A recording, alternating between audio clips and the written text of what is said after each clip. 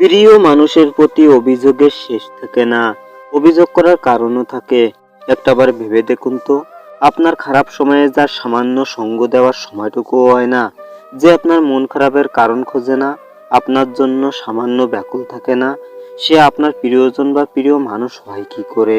আপনাকে বুঝতে হবে আর আপনাকে কেয়ার করতে হবে, তবেই না প্রিয় মানুষ হবে। শুধু আপনার কাছেই প্রিয় হলেই তো হবে না, তার কাছেও আপনার গ্রহণযোগ্যতা থাকতে হবে, প্রিয় থাকতে হবে আপনাকে।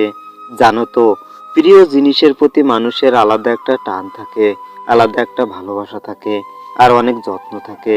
প্রিয় জিনিসগুলো মানুষ সহজেই অবহেলায় ফেলে রাখে না, চোখের আড়াল হলেই পাগল হয়ে যায়, হারাতে চায় না কিছুতেই।